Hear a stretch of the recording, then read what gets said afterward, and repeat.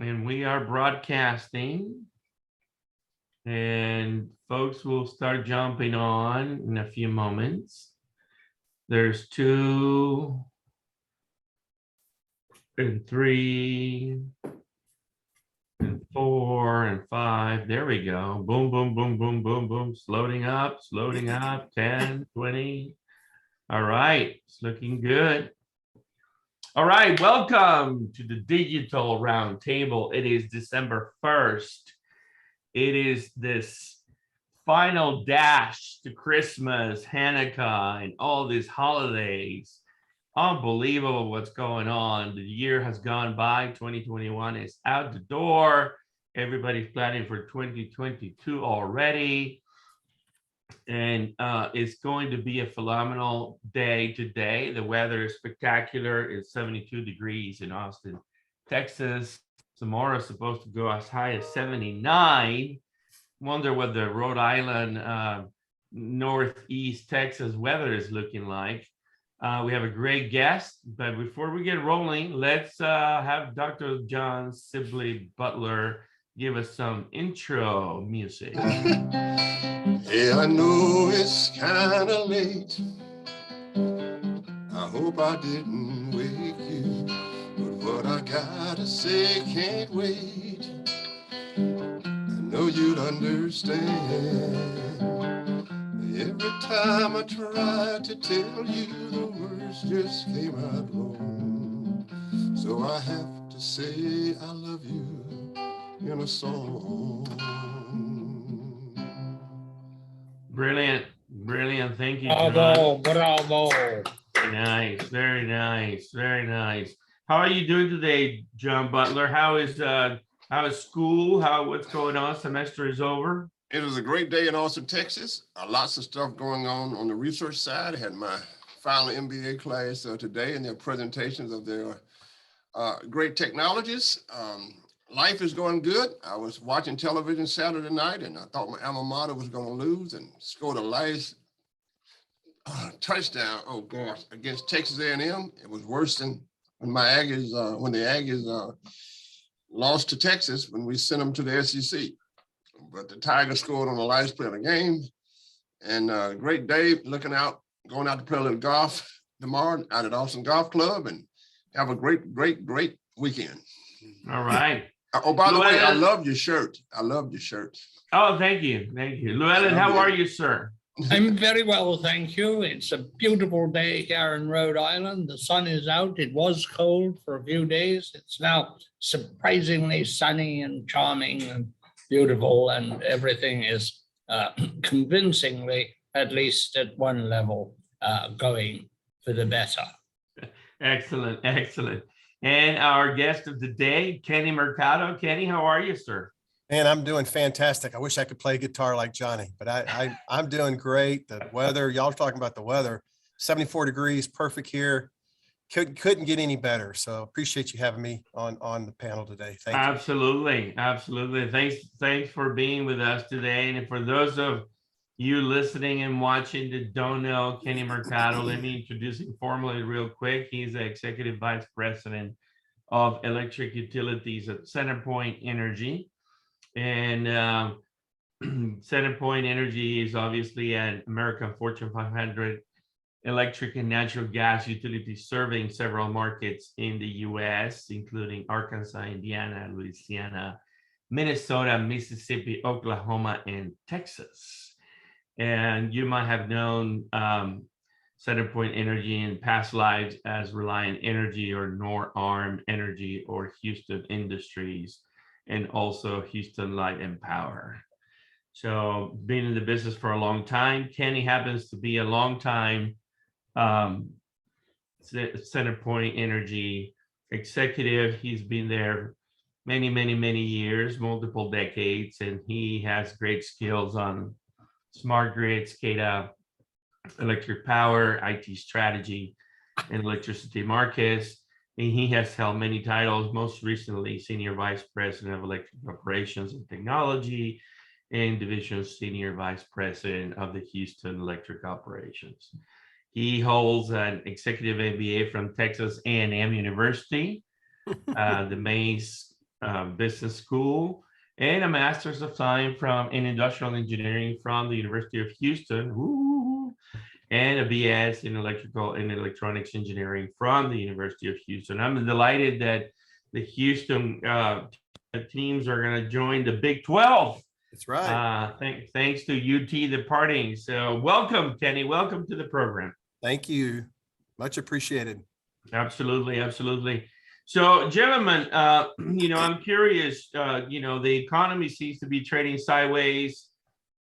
COVID seems to be under control. Unfortunately, Dr. Fauci was just on TV alarming us or telling us that there was a case in California of a new variant that we don't even know about.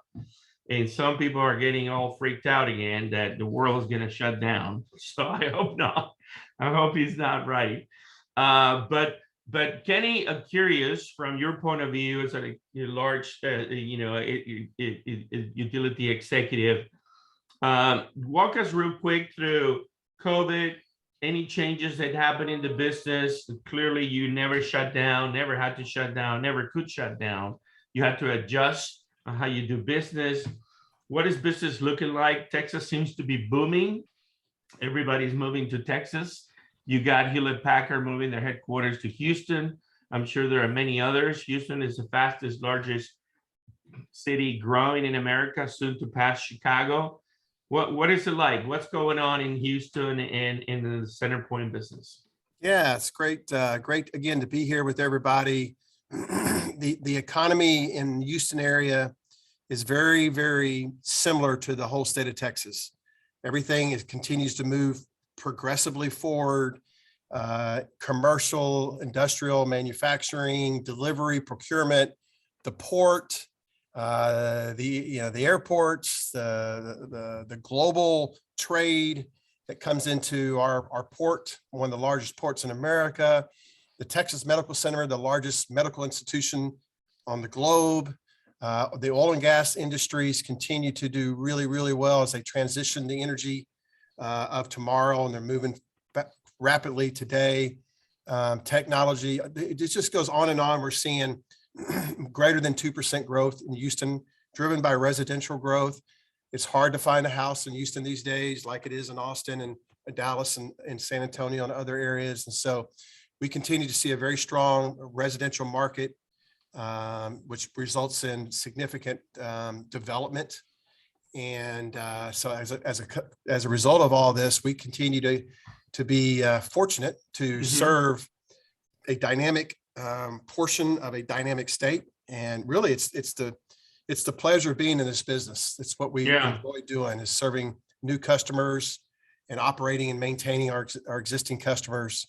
And on the COVID side, we still manage every day. I mean, we work every single day in the environment, and we work with the focus on wellness and safety. We've been in the office. We've had our office full. One of the few buildings in downtown Houston that's full. Although we're starting to see more and more movement in downtown, and you're seeing it on the freeways and the highways. But we're working very safely. Our employees are doing well. We peaked this year back in, I'm guessing, maybe July. But we've been able to kind of work through that, and sitting here today, we're in much, much better shape, and feel a lot better about the future associated with COVID.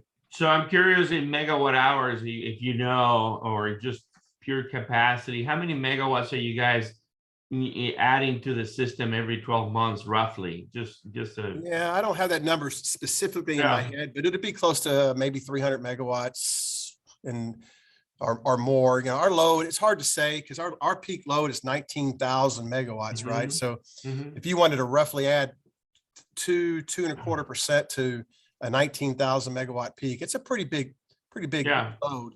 But just to give the audience perspective, right? So let's say you're adding 300 megawatts, right? So Austin Energy is the total of 3,000 megawatts. Yeah, I mean, you could. So that's 1/10 of an Austin, Texas every year is getting added to. You actually, if you go back 10 years in Houston, and we're adding 100 100,000 plus meters a year. I mean, Mhm. you're literally adding new cities every 10 years Yeah, inside the footprint. You're adding, very sizable cities every 10 years inside the footprint. And, right. that load is dense. It's a very dense load. We're a small service area. We're only 5,000. We're less than 3% of the state of Texas and greater than 25% of the load. Yeah, And it is one of the largest peak loads in the country yeah, because we have this thing down here. It's called air condition and everybody loves it. And so we use it frequently. right, right.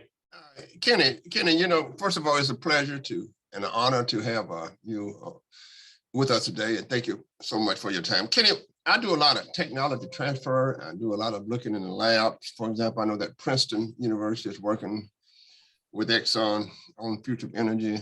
I know that hydrogen is being worked on at MIT. And of course, we know that nuclear is there. I had a conversation this morning with my colleagues from universities from the Northeast, excited about what's going on with Princeton and Exxon and hydrogen.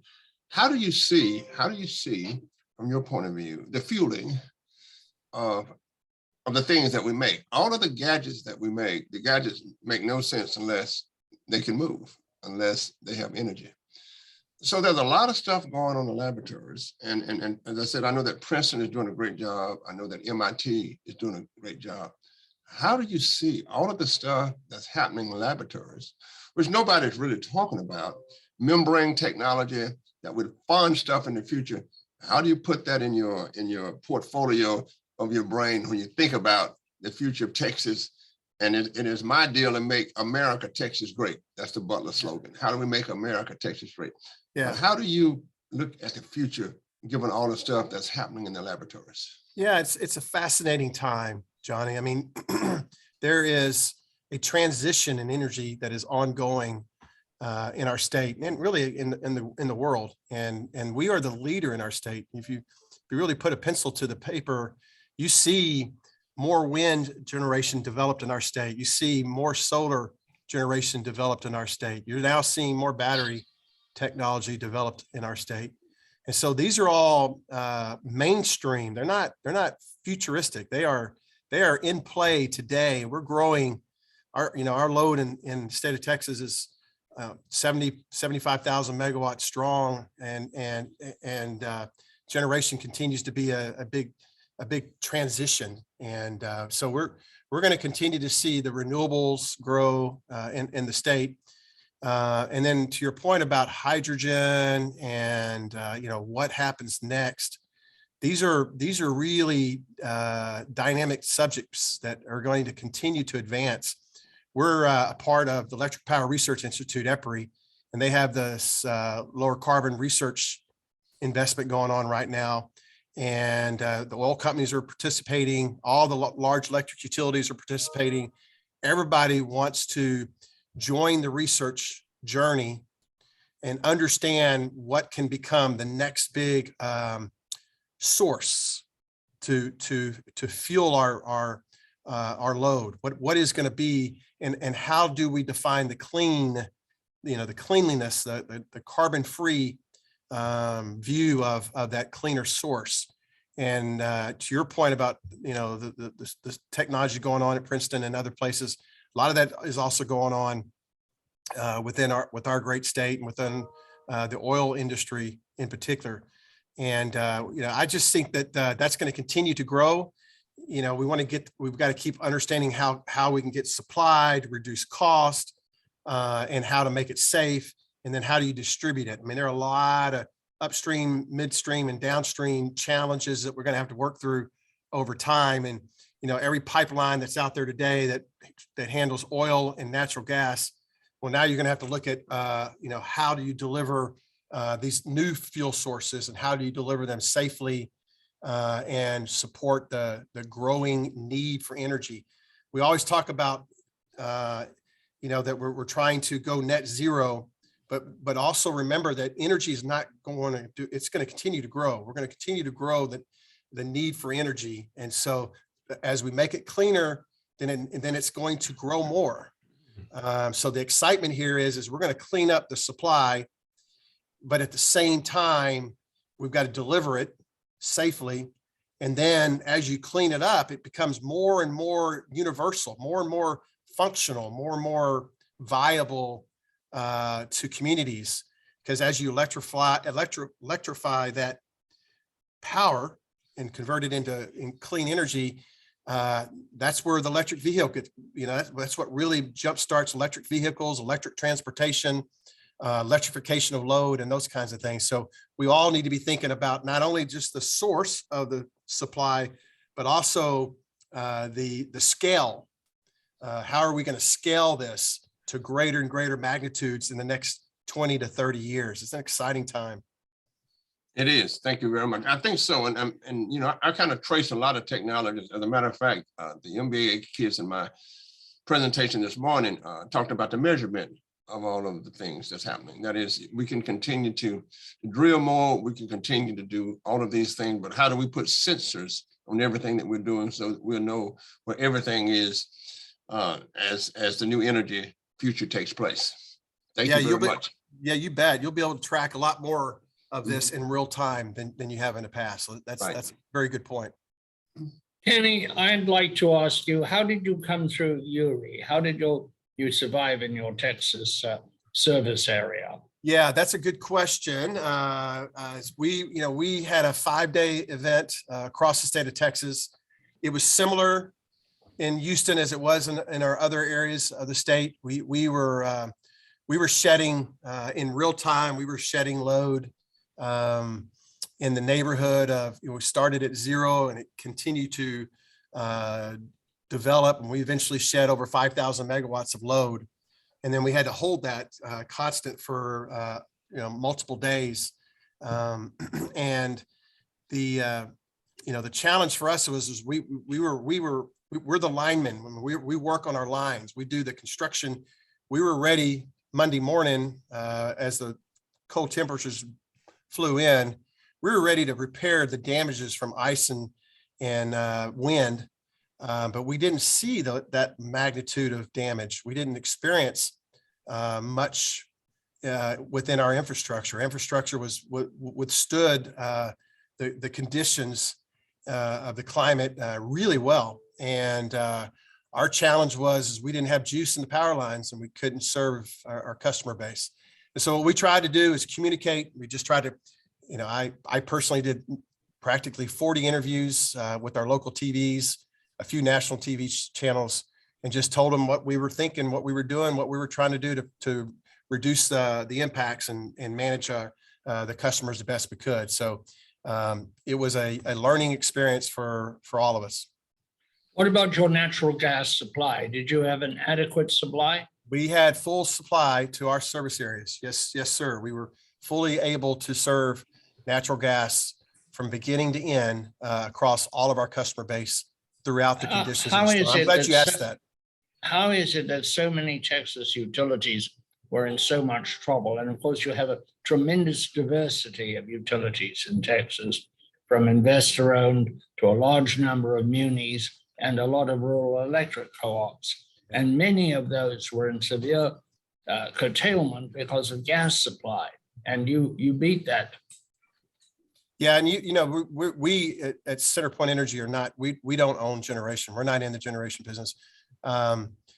What occurred was a unique event where close to 50,000 megawatts of generation went away in real time. And so, as your generation was impacted by the climate, the weather, the winter weather conditions, the load was growing, and so we were having a unique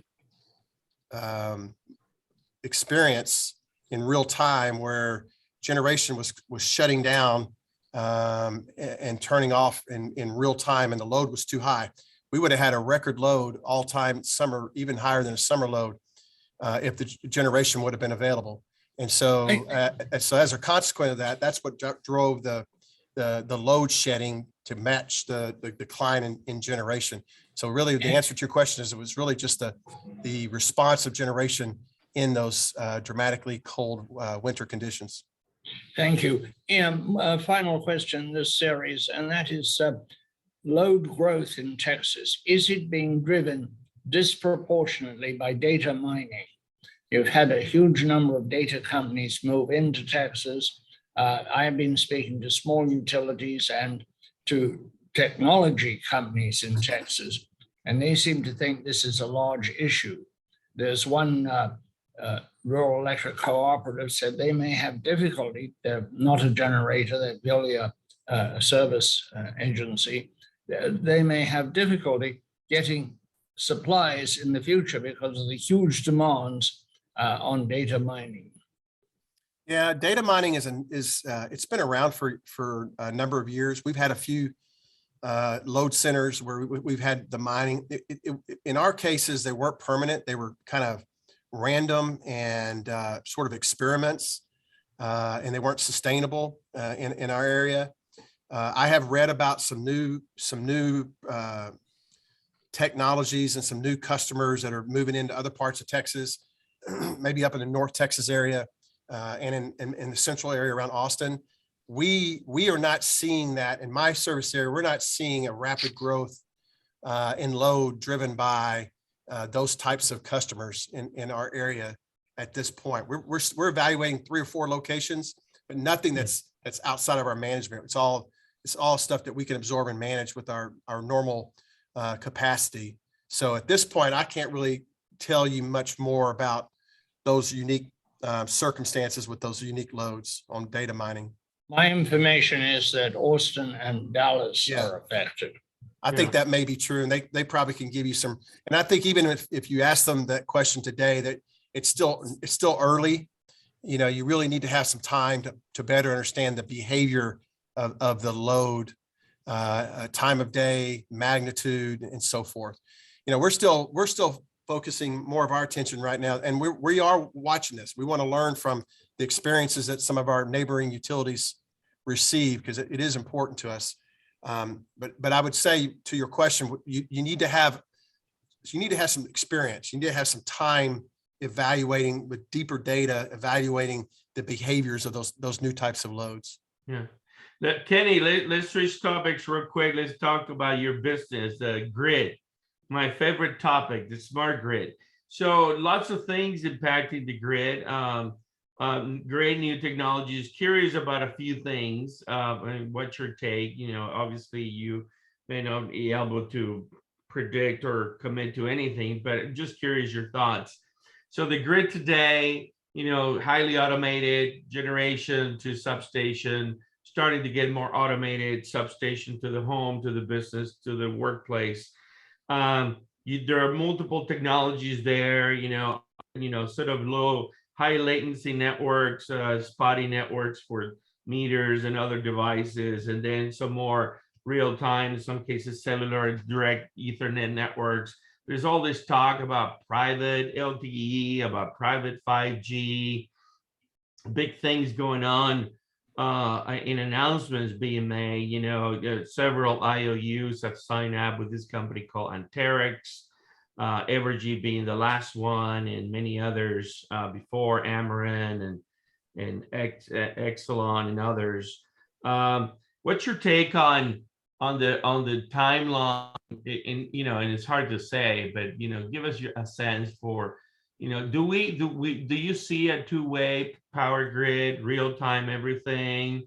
How long is that going to take? What triggers it? What makes it relevant or affordable? Is it the vehicles at the edge of the grid? What's your sense on when is this going to happen? I think it's going to happen at some point. The question is when and how, right? Yeah, and this is a question we'll keep debating for a long period into the future. It's happening. Mm-hmm. It's happening. It's happening. We track all of our distributed generation across our service area, whether it's natural gas backup generation for commercial, or it's rooftop solar for residential. All of those technologies are growing exponentially. Mm-hmm. Heck, if you just look at the normal standard emergency generation that we put in our backyards, Mm-hmm. not really mentioning any names, but just the standard generation systems you can install today. Yeah, There's a 8 to 9, 10-month waiting list. Everybody, not everybody, but a larger level of customers want that backup in their residential areas. Now, that doesn't provide two-way, but it does provide more assurance around reliability in those big storm events. And so that's a big exponential increase that's going on, driven by hurricanes and winter storms and, you know, everything else. People are, even COVID has created more need to work from home and higher reliability and all those things. So there's a lot of change going on in customer choice, customer behavior, customer needs. And so what is going to still be changing, I think, is sort of the platform. You know, what's the platform of choice in our industry as we get deeper and deeper into digital, as a utility that's required to serve all of our customers and is required to be real-time oriented for emergency management, where we have our eyes and our fingers on our controls all the time. We have to operate everything in real time. We've got to be able to make emergency decisions at 2 o'clock in the afternoon or 2 a.m. in the morning based on conditions across our state. All the utilities have the same responsibility. And so to make things two-way, we still have to have centralized control over emergency management. And that will never stop. That is a fundamental life and death responsibility that electric utilities must have. And so if you talk about two-way on a normal day where, you know, things are normal and we're operating in a competitive market like Texas, then it becomes the platform. We just need to standardize on a platform that will allow the transfer of electrons in and out across the grid. And that's happening. That is absolutely happening.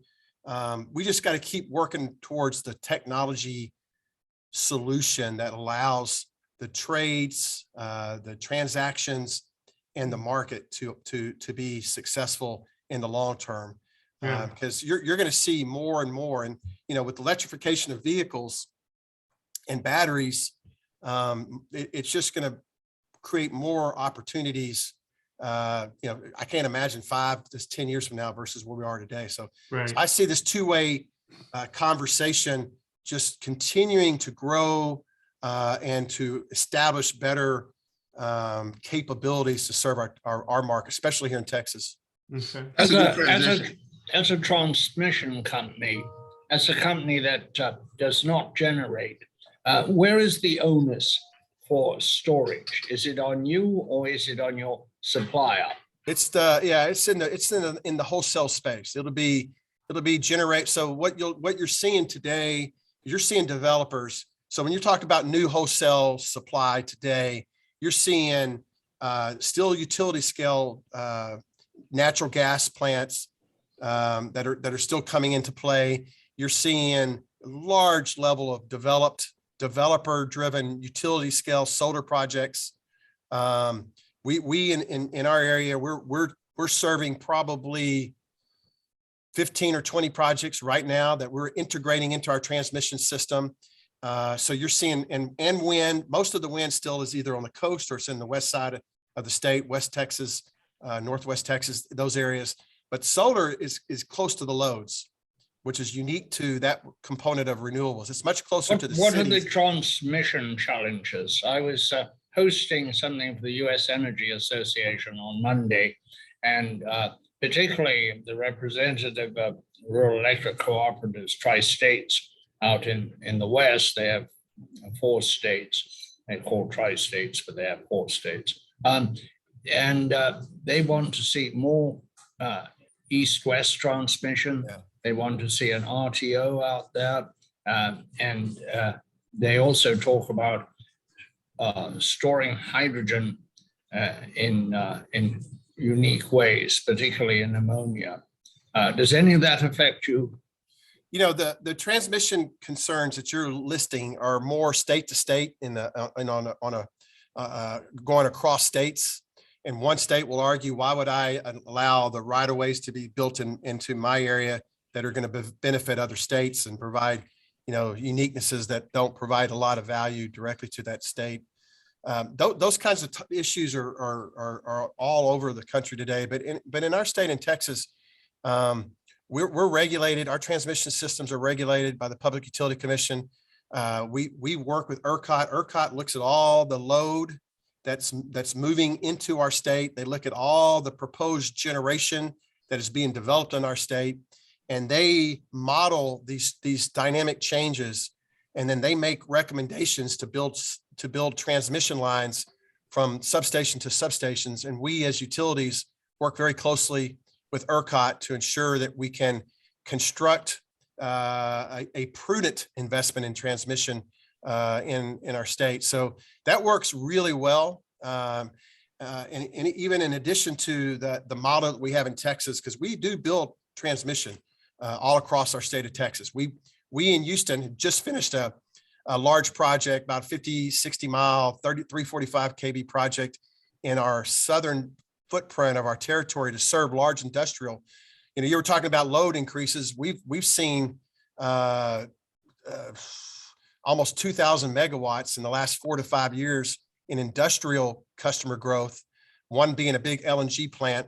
And so as a consequence, we had the responsibility of serving that load, and we built a transmission line. You know, it took us 4 to 5 years in total cycle time. We just energized it last month. We're very excited about the construction phase of this project coming to an end. It directly benefits the reliability of the grid in the southern region of our service area. That's just one example. There are other examples in Dallas and in Central Texas, South Texas, where we're building transmission to serve greater load growth. We're building transmission to serve the change in the supply. The supply is changing. The older generators that were built and operating for 40, 50 years are retiring. And so now we're building new transmission to serve new generation all across the state of Texas. And so we will continue to see really good opportunities all across the state of Texas to continue to build future transmission projects. Let me ask you this, Kenny, that bring the customers in, and we know, for example, that Musk and Tesla has applied to be a provider of generation of electricity in Texas. And we all know what's going on at the grid edge. That is, we know that everything must be automated so that one can continue to do their job much better. My question, first of all, is, let's say that I'm Tesla and I'm moving to the great state of Texas, and I'm selling as many Teslas as I can. And all of a sudden I have a power plant in my house that will provide the electricity, not only for the automobile, but also for the house. So it moves me to say the following: I will apply to provide the electricity to my customers, and I Tesla, will purchase the electricity wholesale and sell it to those lucky Tesla drivers, sell it to a retail. But when we do this, we know that the grid edge is not completely automated. So what we looked at, as you know better than me, in Texas, is how do we automate the grid? How do we bring it up to 21st century standards in terms of, let's call it an algorithm in the load. And so going forward, we will have people not only providing electricity, but people applying in our enterprise state to be providers of electricity. Yeah. So can you imagine Tesla now being a, quote, power plant, unquote, and can you imagine what that would do to the automation of the grid? How do you look at the automation of the grid edge going forward such that it is completely automated? That means the algorithms can be hacked. That means we have other problems also. Yeah, I mean, automation is a term that can mean a lot of different things to different audiences. We actually do have pretty big investments in automation in our grids today, especially in our state of Texas. Almost every customer in Texas has an automated advanced meter, as we heard at the very beginning. We're going to replace all those meters in the next 5 to 10 years because technology is much more functional today than it was when we started back in the mid 2000s. So we already have a digital solution that we use today in the grid at every premise, and it enables us to do some pretty cool things. I mean, we haven't required a customer call on a power outage for years. We stopped asking a customer to call us unless it's an emergency. If it's an emergency and it's life or death, that's different. But under normal conditions, we haven't needed a customer call. We know when the power's out. If we have a storm blow through here, it's amazing to watch the power go out as the winds blow across the service area, and we immediately go to work. And so our guys are mobily digital. All of our work is dispatched electronically. The digital meter tells us the power's out. The work is digitally handed to the guys in the field. The guys in the field will respond as quickly as they can and get the power back on. And then we can digitally communicate that to customers with a service called Power Alert. And so we will tell the customer that their power will be out for about 2 hours. And if we have to change that estimate, we update that once we're in the field. So that whole process has been automated from the customer to the back office to the operations, all the way there and back. And so that's a big plus.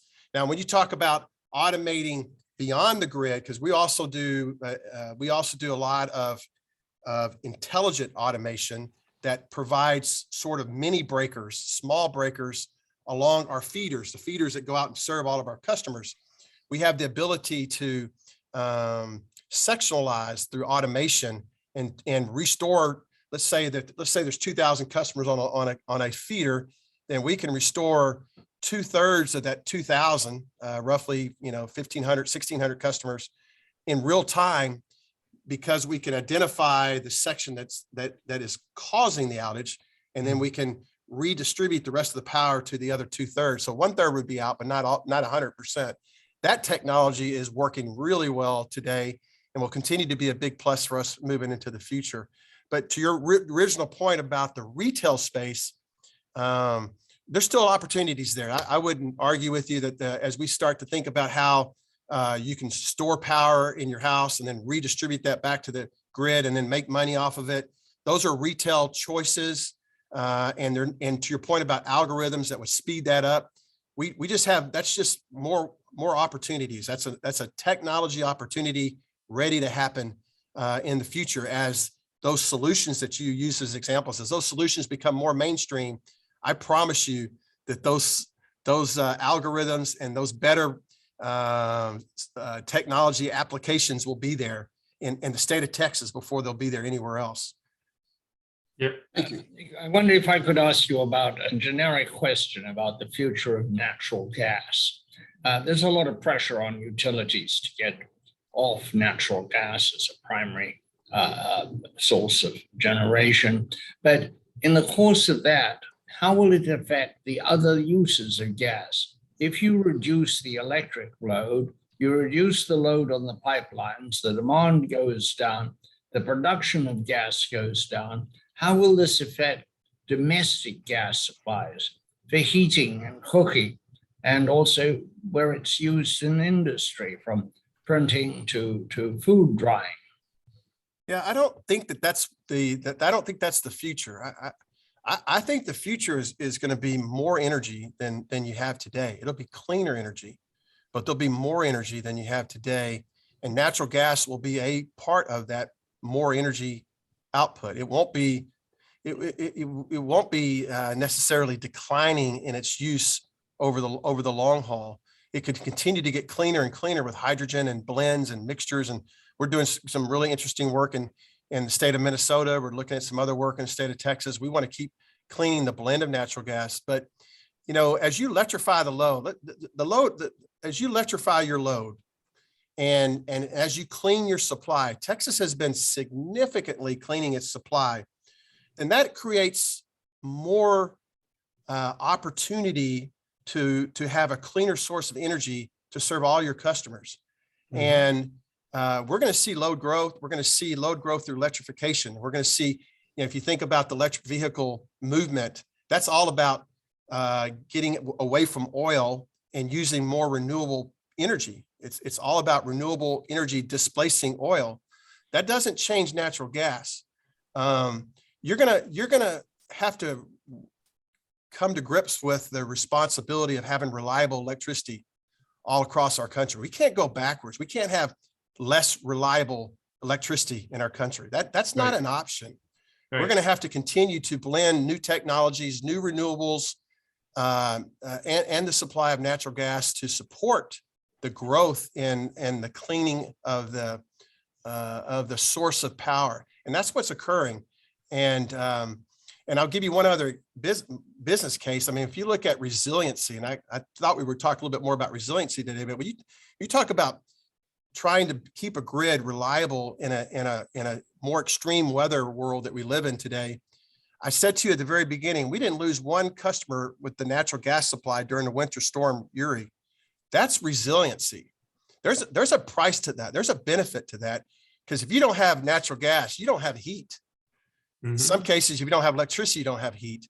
And so in regions of the United States that are much colder than Texas, you're talking about serious implications if you can't keep reliable electricity, including natural gas, as a part of your resource portfolio. So I really do see the future being a larger level of energy, a cleaner level of energy, larger scale of demand that's electrified, and natural gas is going to be a component of the base supply. I agree 100%. I always say that just vehicle electrification will force Texas to go from 80 gigawatts to 2,200 gigawatts if the 22 million. But if you think about electrification and you really put a pencil to it, and you talk about, I see this in my service area. I see some houses have 2 Teslas in the driveway now, and others have 1, and Ford's bringing theirs in, and every manufacturer of automobiles is bringing in electric fleet, at least for cars. We're estimating over 500,000 cars will be electrified by 2030, maybe sooner than that. They're depending on a more reliable grid, because they're not going to be going to the gas station any longer to fuel their vehicles. They're depending on the grid. You can't have 100% reliable or 99.99% reliability without natural gas as a component of your source. You just sitting here today. I know, Johnny, we talk about the future, and there's some great opportunities around new sources, but those are still experiments. They're not there yet. So as we transition the energy, then we will transition to some degree, we'll transition away from 100% natural gas. And that's exciting, but it won't eliminate the need for natural gas. Absolutely. In other words, we can't run America on just some clean energy. Everybody understands that. Yeah. Oil and gas will be here. And all that stuff will be here, and we must be prepared to make sure that the efficiency of it can be utilized during all times, whether it's solar or oil and gas, petroleum, or whatever it could be. At one time, we had a national plan that, not for clean energy, but just because of the utility of it, that we would be a nuclear nation. And France reached 80 or 90% sufficiency through nuclear, as did Canada. So that's a very achievable goal. Instead of that, natural gas became cheap and available, and particularly with the introduction of the aeroderivative turbine, a superior way to generate. But it is possible to contemplate a future with sources that are not in the equation today, or very minor players in the equation today. I have no idea where this is going, but I would like to ask, do you have a problem with methane leakage on your system? No, not really. We use modern technology today with automobile technology. We can measure the air. We can see every leak in our areas through our technologies that are available, which actually gives us even a better visibility and better proactive ways to identify leaks than we ever had in the past. And so the technologies today are providing much more insight, much more visibility, and faster response. And then in addition to that, we are absolutely replacing 100% of our older pipes that were built, 30, 40, 50, 60 years ago, and further reducing those risks over the long haul. So we've been working on that for greater than 10 years, and we'll continue to be replacing aged pipe to further reduce the risk of methane leaks. While we're there, real fast, Andres, given the massive bill that America just passed on infrastructure, how do you see this, Kenny, the state of Texas or America having a big impact on your strategy? Will it relate to the grid? won't just relate to highways, I'm sure. How do you see that playing into your strategy? Yeah, the Build Back Better is your question, and how do we see it? I think it's still very early to understand how it will impact electric utilities. It seems like it will provide other benefits sooner in bridges and roads and highways and those kinds of things.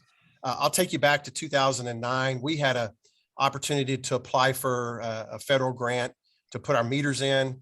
And we were actually matching $200 million to $200 million back in that day. We would do that again. The benefit of that matching investment with the Department of Energy was that we took a 6-year metering deployment project and converted it to a 3-year project because we were shovel ready. So Johnny, my only point to you is everything that we do today is shovel ready. We're making important investments to improve the reliability, resiliency, serve our growth, make our system safer, and keep it affordable. And anything that we can do that would partner with our state or with our cities or with the federal Build Back Better, we will be open to those opportunities. We're seeing examples today where we'd like to do more undergrounding. My service area is on the coast of the Gulf of Mexico and 100 miles north of here. It's really small. So undergrounding is expensive and it's complicated and it's complex and it doesn't solve every problem that we think. So how do we do that better? How do we select undergrounding areas?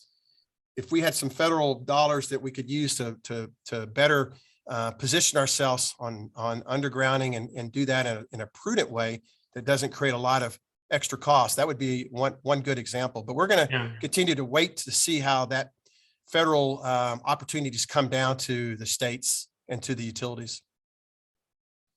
Yeah. So the funding, it's I think $7.5 billion for EV charging and $65 billion for smart grid. And obviously, when that happens, the DOE will have a way to reach out to you all. But you're positive that you would be all for that funding and match it and accelerate things. So that's great. Yeah, news. when we're positive about it, but I don't want to leave. Oh, no, I know. We're not looking for that. We've got our business in place. We're making our investments. We're doing what we need to do in our areas. That would just be another layer of benefit that we would absolutely entertain in the future. No, I got it. Another quick question, Kenny. Many utilities, most recently Xcel Energy, are saying, okay, we're going to decarbonize by X, Y, and Z date. Have you guys made such an announcement of sorts? Or yeah, we came forward with 2035 in our space. Remember, we don't have the big generation issues on a large scale, but we do. I run the utility here in Houston, but I also run our utility in Southwest Indiana. Mm-hmm. So in Indiana, we're replacing all of our coal fleet, most of our coal fleet, by 2024 to be in compliance with EPA rules. We're going to replace that with solar and wind over the next 2 to 3 years. We're very busy in Indiana, and that'll be a big driver of our 2035 goals. But as a company, we're focused on committing to that plan by 2035, and we think we've got the strong path to be successful in our responsibility. So Kenny, as a former executive at Austin Energy, I go back to the notion that many challenges, lots of opportunities. One key challenge that perhaps is a great opportunity is workforce. What's your take on the workforce, retirements, hiring the new kids, training? Where is that at in your mind? Is it a difficult challenge? Everybody wants to work at Centerpoint. What does it look like? It's kind of all the above. Our age, I think I might have mentioned this before to you guys, but the age of all of our employees 5 years ago was 48 and getting older. Today, it's probably 42 or 43 and getting younger. So we really have made a big shift in the labor from an engineer, accounting, finance, all the corporate things, and then down into the field, the guys that are working in the field. We've made a big shift in our labor over the last 7 years, 10 years, so that today we're in a better place. mean, I got a really significant budget to deliver, and it's driven by labor. I mean, it's driven by labor, manpower, and it's driven by supply, materials, and those kinds of things. We're working really well today as we transition our workforce from those who are planning a retirement to those who are coming in from your education at your university or from a trade school. And when we do, we're hiring what we call helpers, people who are going to eventually be qualified, go to helpers, to apprentices, to linemen. If we do an application for 90 folks, we'll get 1,000 applications. Wow. We've got ample opportunities in the space of construction. And we're taking advantage of that. We will continue to take advantage of that. Labor is a very important part of the business moving forward in everybody's industry space, but in particular for us. And we're managing it really well. We've got a really good, solid plan in place. We continue to increase our capital, and we're doing it with a good strategy around human resource, safety of that human resource, and training and development. Yeah. Another topic real quick that most people don't realize, and I'm curious to get your take on it. The impacts that grid and that beautiful two-way network is vegetation management. What's the latest of vegetation management? Is that a big challenge in your neck of the woods? Beautiful green trees everywhere. Yeah, we definitely have a lot of rain here. We have a lot of growth. We have a lot of vegetation. It's part of who we are. It's our DNA. We try to keep our communities happy while we trim their trees. But it is a continued really important part of what we do, and will continue to be that way moving forward. Is that getting more automated, less automated? It is getting automated with their tools. We're using more automation. It's really cool to see the LISOR, the aerial technologies that we can use. Our companies that we contract with are doing a much better job of species management, understanding what species grow faster and slower, and using LIDAR to do population counts, and then to challenge our cycle trims to make sure we're trimming the right circuits under the right conditions based on the trees that are in those places. So we're doing much more, and we're using technology to help us that way. Are you using drones for that? In some cases, drones, LIDAR technology, satellite and imageries. But they're still learning. None of this is perfect science. We're still learning about how to be accurate with those new technologies. But there's some future abilities. We want to be as efficient and as safe with those dollars as we can. And we're working hard to make sure that every dollar is productive. Yeah. As a Southern Louisiana boy, we know how to take all that growth and create a good gumbo. Yeah. I got to tell you, Johnny, I grew up in Southern Louisiana. Come on. You just dry it out and make a good filet, and anything run across the yard to put in a gumbo. Come on, Savannah. Just I'm a Roban and I got my mom and my wife are both 100% Cajun. My mom is from Breaux Bridge, Louisiana, so I know gumbo. I can taste it. Oh, say la Kunas.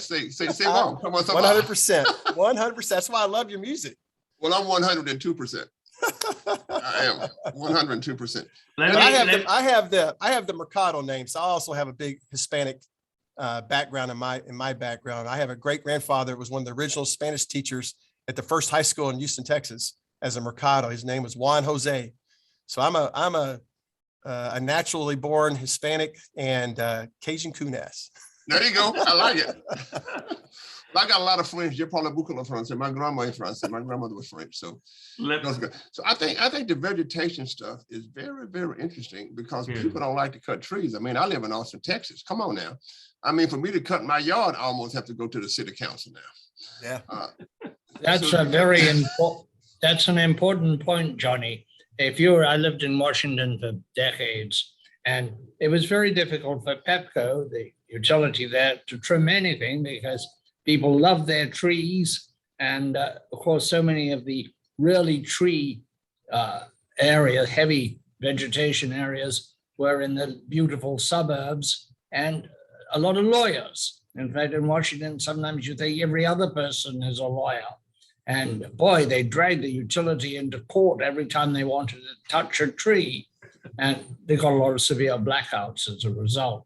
I lived out in Virginia where they didn't give a damn, and they came on our property and hacked the trees brutally, viciously. I had to show them how to save some of the branches. You can go in through there and your line will be fine. We had 5.5 acres, so we had enough line on it for them to take a keen interest in our vegetation. And that was a rural electric cooperative, and they didn't, they had the general attitude as we owned them, they could do what they liked to us. Yeah. Which I'll is just say that's where dynamic. filet and bay leaves come from. So you need to commercialize it. Let me pause for a moment and share my screen with you guys and remind us all of our Digital 360 Summit coming up in September 6th through the 9th in 2022. We had the pleasure of having Kenny being on the Smart Energy and Utilities panel in 2021 here in San Marcos. And we're looking forward to having another great event. And also, let me remind you, Texas State University has the CIEDAR Consortium, and we're building this smart living labs for utilities, buildings, energy, water, wastewater, cities, mobility, network sensors, data, and software. And let me thank Texas State University for sponsoring our roundtable. Kenny, parting thoughts. What's in front of you for 2022? What are the big things? Any big projects that you can share? One thing we're going to do is we're going to go have dinner with Johnny over there and enjoy some of his gumbo. That's one thing on my plans for 2022.